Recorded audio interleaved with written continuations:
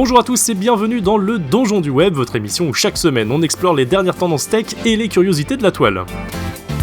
Avant toute chose, je vous souhaite une excellente année 2026, joyeux Hunger Game à tous, et surtout, bienvenue pour cette première édition du Donjon. Ne manquez pas l'occasion de poster votre petit GIFU dans les commentaires, et nous, on est parti.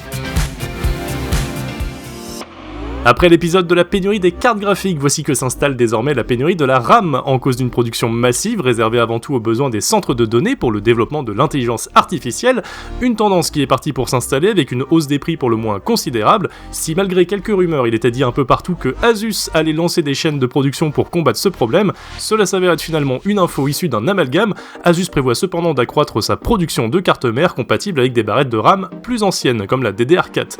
Après tout, pourquoi pas, comme le dit l'adage, c'est dans les vieux pots qu'on fait les meilleures soupes. Une console portable avec un écran pliable, c'est ce que vous proposera bientôt la société One Netbook avec sa One X Sugar Wallet.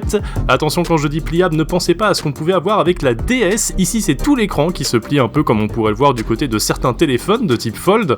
On ne dispose pas encore de beaucoup d'infos concernant les caractéristiques ainsi que la puissance de la console. Personnellement, j'ai jamais été un grand fan des écrans pliables parce que j'ai pas une super grande confiance en ce qui concerne la durabilité du truc, mais visiblement entre ça et le Trifold de chez Samsung, en ce moment c'est la grande mode.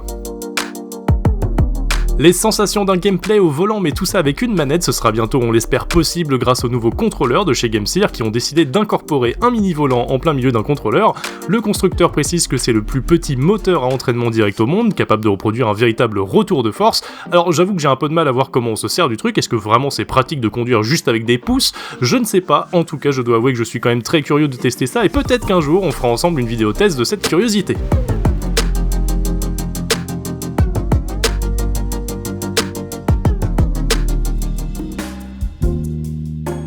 Est-ce que vous vous rappelez de Stadia ? Oui, je sais, ce nom ne nous rajeunit pas, ce service Game Pass-like signé Google a fermé ses portes en janvier 2023, et c'est au tour des manettes de passer l'arme à gauche, enfin, pas tout à fait, mais disons que la prise en charge des services Wi-Fi de la manette ont pris fin le 1er janvier, les utilisateurs avaient jusqu'à cette date pour transformer leur manette Wi-Fi en manette Bluetooth grâce à une mise à jour du constructeur.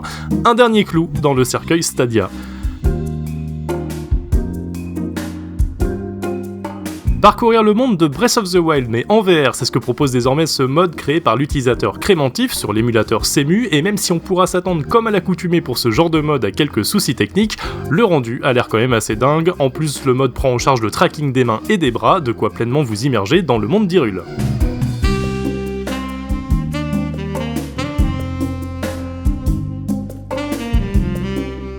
Allez, on termine par 3 sélections insolites. Tout le monde connaît Google Street View, mais savez-vous que des centaines de joueurs jouent à Internet Road Trip, un jeu qui vous permet de conduire une voiture virtuelle sur la carte de Google. C'est simple, à chaque image les joueurs votent pour une direction et la voiture s'y rend. Plus de 28 000 km ont déjà été parcourus, on peut même voter pour klaxonner.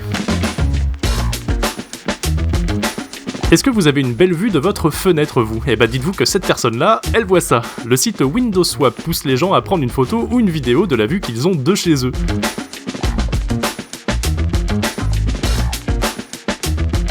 Vous avez une fois de plus pris des bonnes résolutions pour la nouvelle année, et bien sachez que vous n'êtes pas seul dans cette entreprise.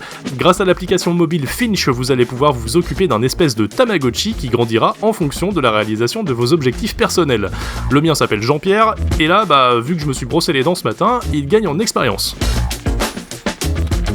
Les amis, le Donjon du Web, c'est déjà terminé, et oui, je sais, ça passe vite, mais si l'émission vous a plu, n'hésitez pas à laisser un like ou un commentaire. Je vous donne rendez-vous la semaine prochaine, d'ici là, portez-vous bien.